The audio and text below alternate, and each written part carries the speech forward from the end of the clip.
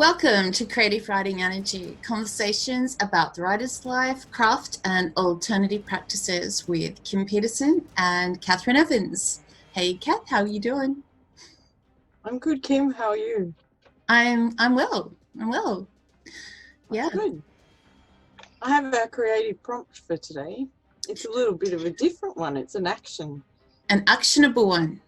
An actionable one. Nice. So it's cook your favorite treat and then eat it, of course. This was one of yours. I liked This it. is one of mine. Yeah. So I cook when I get stuck. yeah, I was just going to ask what your ideas behind that was and why you wanted to share that with other creatives. Well, I don't know. Most women have to cook meals for families, don't they? So I think, as part of your duties or your role in life, sometimes you've got to use them to help with your creativity. If you're a writer and you're doing that full time or squeezing it in between other jobs, sometimes you've got to make the other jobs work for your writing. Mm-hmm. So I often will write and then I get stuck and I think, oh, what am I going to do here? So then I'll go, oh, I wonder what's for dinner. And so then I go out and prepare something for dinner. And when I come back to write again, often my brain's had a rest and come up with what I'm going to write next. Okay. Does that make any sense? It does. It does. I mean, cooking can easily become just another, chore, especially when you've got to feed, kids that are always telling you they're hungry. But at the same time, it's very therapeutic. Sometimes it depends on how you look at it. Yeah. There are times when I'm just like, oh, I hate thinking about what I'm going to feed people, my people. But then, I remember there was a time when I was a single mother with the 3 kids, and I was studying at TAFE full time. I was studying aromatherapy and massage, and that course was very an in-depth look at the human anatomy, the brain as well, muscles, bones, the nervous system. And then so I'd be going to TAFE and spending all my days there, and then coming back home and having to study all this and do the kids and whatnot. And during that time I did turn to cooking. Like I'd just go, right, leave all that out of my head and just focus on the cooking. It's kind of a form of mindfulness too, isn't it? Yeah, I guess it's so. Creating. Yeah. Creating. It's nice to create and put your love into the food. And sometimes it's or other things. It's like rhythmic. If you're cutting up vegetables, you can get into kind of like a zone. Yeah. Maybe. Yeah. Yep. I know what you mean. So good. I dig it. Good. Okay, so moving on from cooking, we are talking about people today, aren't we? Yeah. People. Yay. People and their and how they fit into our writing life, how they react, their support or lack thereof, things like that. But first, let's go ahead and pull our writing. What are we doing? Oracle cards. Our spooky stuff. All right. Are you going or am I? Do you want to go first? All right. I'm on the trust your vibes again. Nice. And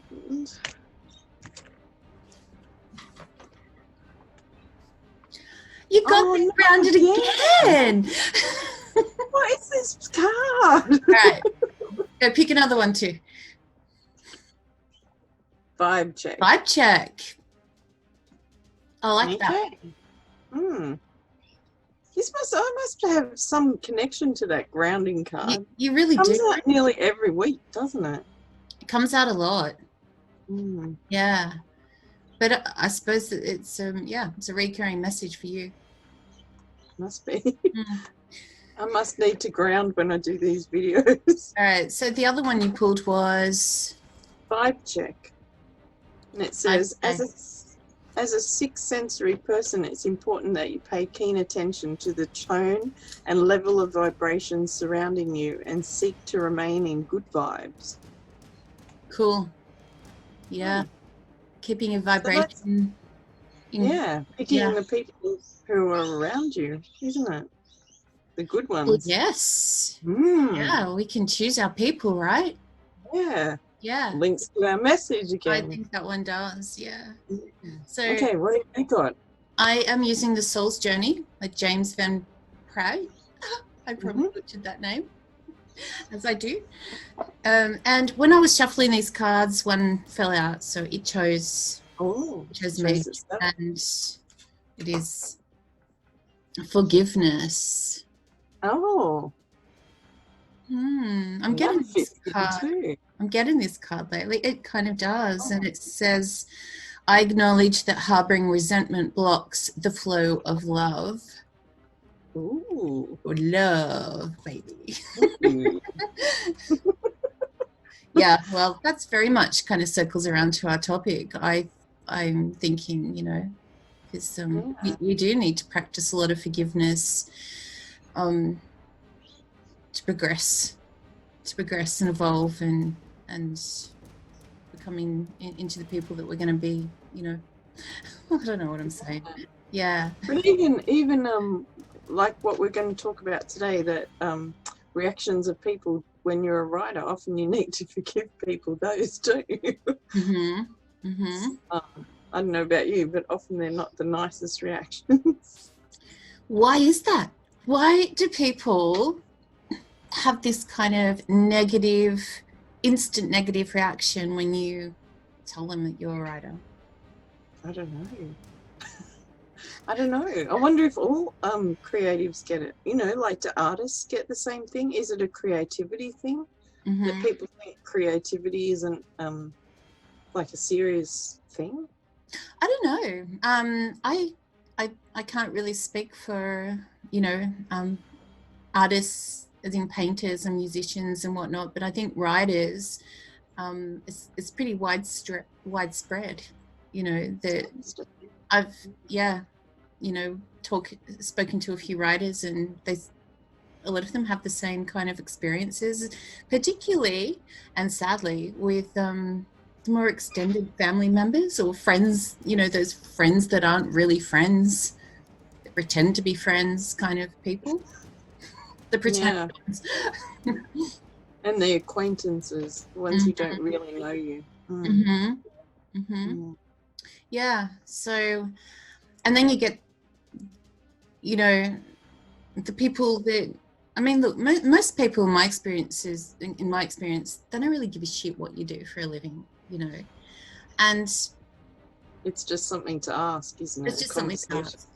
Yeah, I mean, I don't generally go and offer the information about what I do to people unless someone specifically asks me. How about you? Yeah, I'm the same. Oh, and I'll admit to Catherine Evans way before I admit to Kate Elling. Yeah, how about you? You tell us a little bit about that, because you've had a lot more sort of ridicule about your alternative pen name, which is Kate Link, because she's an erotica writer. So if sex, well, like, I come from a pretty conservative family and friends group, so sex is not something we discuss very much at all. Even you know, the birds and the bees talk when I was a kid was quite stilted and awful. So to be writing sex explicitly in the first person is quite confronting to most people. So yeah, most people, either I don't tell them, or if they find out, they don't ask anymore. They kind of get embarrassed and hide. But Kate Elling got published about 6 years before I managed to get Catherine Evans published. And when Catherine Evans put out her first book, people were like congratulating me on my first book. But Kate Ellinkett had, 6 or 7 books out. And so to me, it wasn't my first book. Yeah. Because they're both me. But most people I knew didn't want to acknowledge that other part of me. Mm-hmm. So there was all this, oh, wow, your first book, how exciting, how do you feel? And I'm like, well, pretty pissed off, actually, because it's not my first book. You ignored my first book, Yeah. So they just blatantly ignored that and chose to pretend. Yeah. Yeah, it didn't happen. There were a few people who didn't. A few people can cope with both or acknowledge both. But generally, only half of me is acknowledged, which really messed with my head for a long time. Yeah, I could imagine that it would. It's funny, how there's such a taboo around sex still in 2019. Yeah. I don't understand it. I don't either. People get so weird, but it's so natural. It's such a part of human nature, and I mean a massive part. Yeah, if it didn't happen, we wouldn't be here otherwise. Exactly. And every species does it to create, I mean, and it's so out there. I mean, I think we've had this discussion before, but it just blows my mind every time. You mention something about sex. I mean, the narrow-minded kind of folks, I guess. Yeah. But I don't. Pretty much, I don't tell anyone about that half. I just stick to the sweet half that doesn't have sex in the books. And people can cope with that. Yeah. But yesterday I was at a big family event and people were like, oh, how's your writing going? And it wasn't, it was just, a question to ask, to show interest in me. It wasn't I didn't have to give huge explanations. Yeah. Yeah. So I think, often your career isn't something people want to know about. No. Or not in depth. And I think, I don't know, writing is such a sort of personal, I don't know, kind of thing to undergo. And, everyone writes, and a lot of people, maybe because it's such an activity that everybody has to do and does in schooling and things like that. And though when you say, I'm going to write books, or I do write books, I have found particularly extended family members, they don't want to know, they don't want to know. It's kind of like, how dare you dare to dream and take chances and follow your dreams, when it's sort of not considered a real job. Yeah. In that way. Yeah.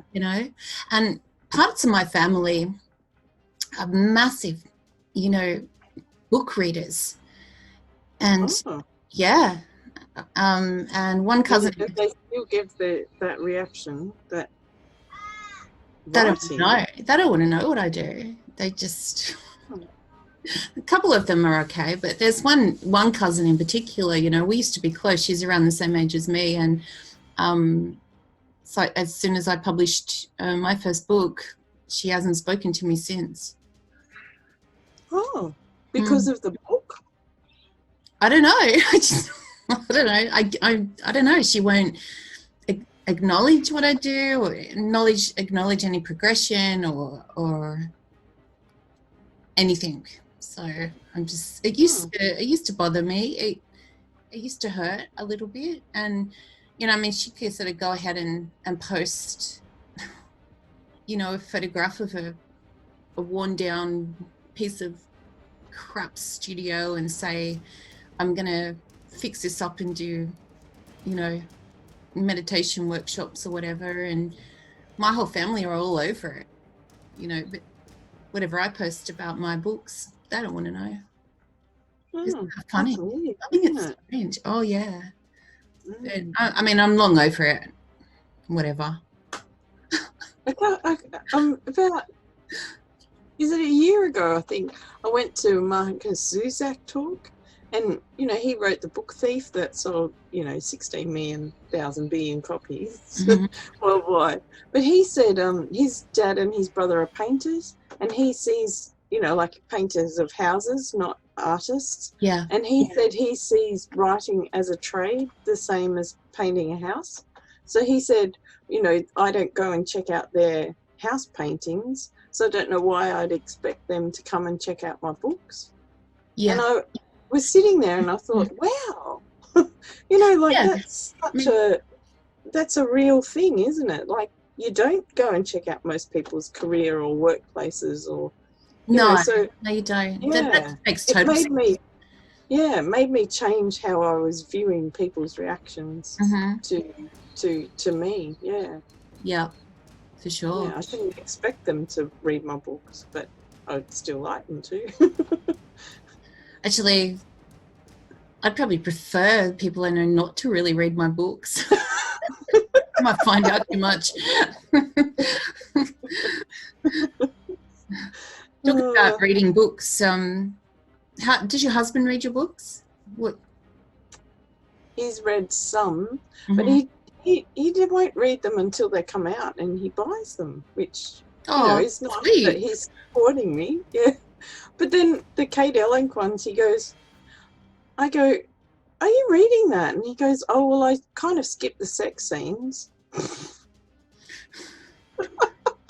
Which seems to defeat the purpose, but still, he buys my books and he supports me.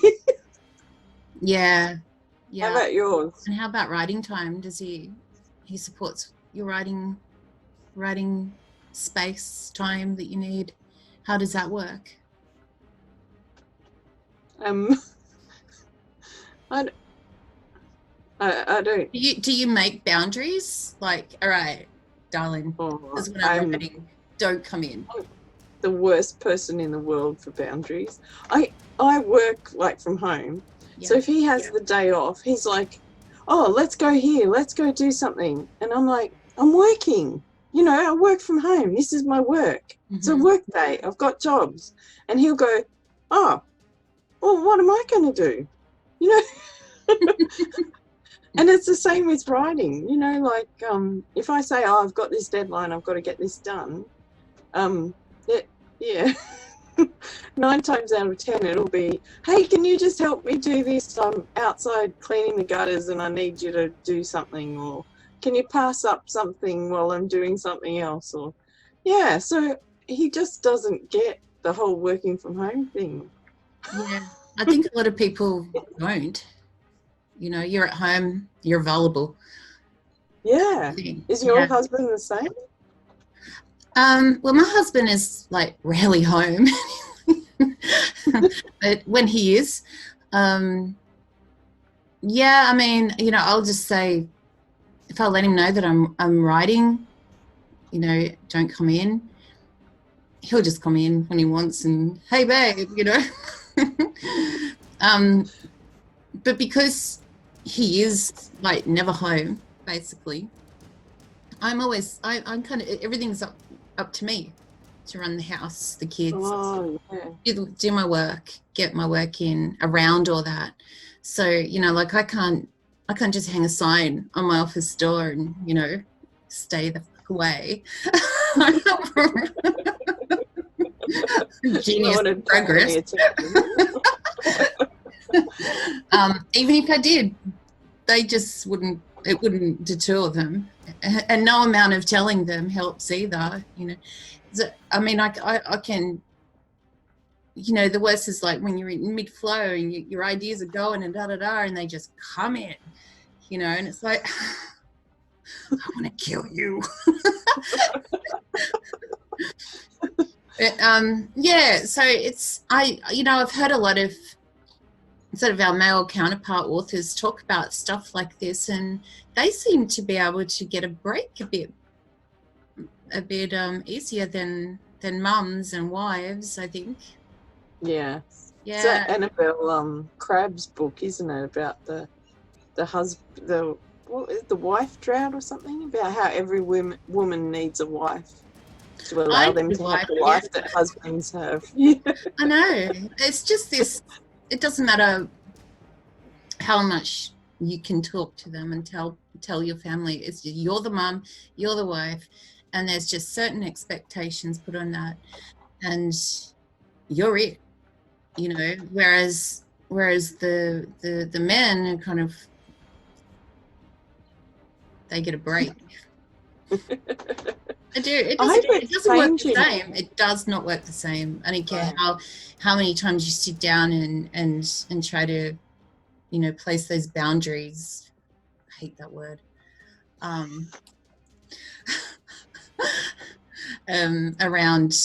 Around your writing space and the time that you need. It just works differently for men, doesn't it? Yeah. I hope that's changing though. I hope, you know, that gender divide, you know, it seems, I don't know, in the past publishing seemed to be, you know, women authors, it was a hobby more than a career. Yeah. And I think now that's changing quite a lot. And that there's younger women getting published for a career. Well, a lot of women authors used to use male names just to be taken seriously. Yeah. Yeah. And yeah, I think things are changing that way. Not probably quickly enough for us, but hopefully for the future. Yeah, definitely. But as far as my husband's, I mean, look, he's supportive in his way. He does not have any interest in my words at all. He had some interest in our YouTube videos, but that's because it was a visual thing. Yeah, he quite liked his. And then, you know, his first reaction was he looked at me and he says, "Why don't you talk to me like that?" Like what? What, across the computer screen? You're all happy and smiling and like, oh. That's not to say I'm not happy at home. It's just, you know, I mean, he's never here. And he probably doesn't have silly conversations like I do with you, making you laugh. He's silly. No, he doesn't always sort of understand how my brain works either. Are you saying you're peculiar? I think I am a little peculiar. I might be. But, you know, like I even wrote a Kids Spot magazine article a couple of years ago about a family and writing in the family environment with 5 children and a husband, and I think it was, you know, maybe 1,500 word article. And I said to him, "You should read this. It's about you." And did he? No, he didn't read it. Maybe you should have read it out on YouTube. I was like, cool, now I can write what I want about you. No, just kidding. Have you got any really supportive writing friends or family? My mom. Go mom. My mom. Yeah, she's pretty supportive. Yeah, she reads everything I write. She loves what I write and things. I have other than writer friends that aren't writer friends. You know, I have another girlfriend, Sharon. She's supportive, but you know, everything I write, she'll buy and read and think. Good. Yeah. No, she's really supportive, and I can even bounce story ideas off her. You know, when we get together or, you know, talk on the phone, because she's always been big on books. We used to get together as teenagers and we'd read. We'd hole up some days and just find, you know, a spot under a tree or whatever, or and just read our books. And then every now and then we'd read out a paragraph that we both liked. Oh, you know, listen to this, and read it out. Like, we did that for hours. So and she loves like fantasy and speculative fiction, which I write. She loves dystopian fiction. And so, yeah, sometimes if I'm stuck on an idea, I'll call her up and go, what do you think about this? You know, just from a reader's perspective, not a writer's perspective. Yeah. Yeah, it's interesting. How about you? Yeah, I do. I've got a couple of good friends like that. Yes, who are good readers. One writes as well. Yeah, but it isn't in any writing circles that I belong to. But I have a friend who doesn't tell anybody that she writes. That, like, her life is completely segmented. She has a pen name, and she puts no face to it. Her family, like her immediate family, don't know that she writes. Really? Yeah. That's It's interesting. very, very, It's like a secret life. Yeah. She has a couple of friends who read her work and know, but mostly nobody knows. And I don't know how you'd manage that. Well, you know, that's kind of like, you know, there's housewives that drop off the kids to school and then come home and set up their webcam, and then they're... Where are you going now? They do those live, you know, sex shows for men, and they get paid. Yeah.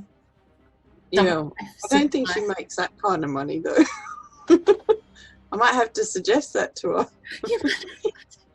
She's already on the secret wicket.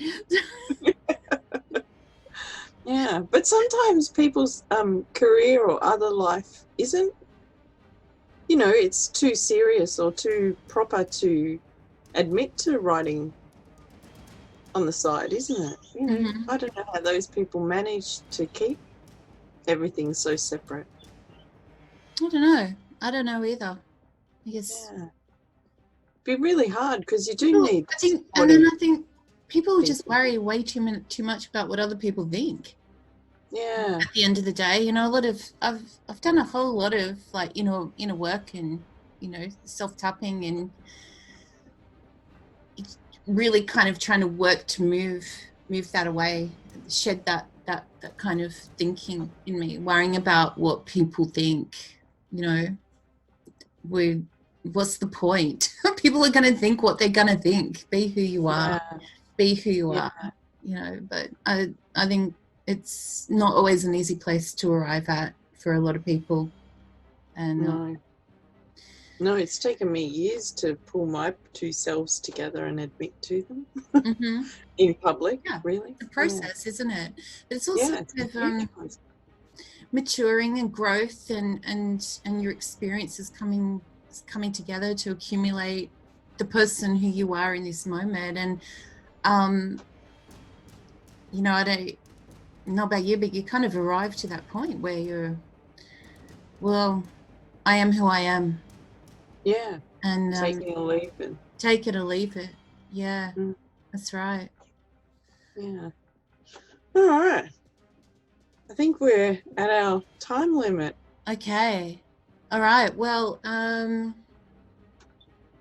we have no trouble talking about these topics.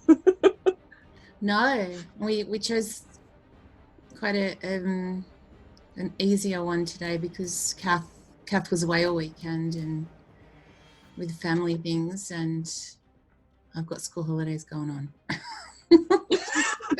So we both needed an easy brain day. And then we talk so in depth anyway. So what?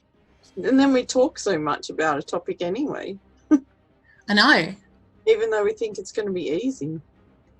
Go figure. I probably sound like fruits, but... How'd your card go? All right. Vibe check. What is it? Vibe check? Get grounded. So I guess that's me, isn't it? Hang around the good people, pull both of me together and be grounded and happy. Hang around the good people and stick the shitheads in the ground. Oh, I like that better. Me too. And how are you? But don't forget to practice forgiveness first. And then stick them in the ground. They grow better if they're forgiven. They might grow better, yeah. Yeah. All right. Oh, all right. Hope you have a good week. Hey, we should mention our Patreon page. Oh, yeah, we should. You want to do that? We have a Patreon page at patreon.com/creative writing energy, where you can sponsor us for as little as $1 a month, and see more of our craziness and interact more. And we can send you a personology card and a magnet. And yeah, and guess what? Kath actually dropped around magnets to me. And this is what they look like if you're on YouTube, and they're pretty cool. So you can have one of these for as little as $1 a month. Woohoo! And drop it into you. personality cards that Kath's making up. So I love them. They're cool. And we've done a couple too, which is great. We've done a couple. Yeah, Nivi really liked hers. And, did she? And just quickly, you know, last week when we talked, you had the light shrouding card. That light, the card that you pulled was the light coming down. Oh yeah. And you mentioned Nivi, maybe she's beneath the light, and she said to me, she told me this beautiful story about, you know, attending one of the spiritual temple places over in India, and about this experience that she'd had, and it reminded her of that. So she was really happy about that. Yeah. Oh, nice. And she said to say hello. And just before we go, so if you sponsor us on Patreon, we could talk about you too. We could. Free airtime. Brilliant. And don't forget, our book, Creative Writing Energy, Tools to Access Your High Creative Mind, is currently only 99 cents, like less than $1. So head on over to Amazon or wherever you want to pick up a book and grab a copy, and let us know what you think. We'd love to hear from you. All right. Alrighty. Okay. Happy writing, and happy cooking. Happy cooking, and good luck with all your folks, and let us know. Let us know what people think about your writing. Yeah? Okay. Yeah. Ciao. Bye. Bye.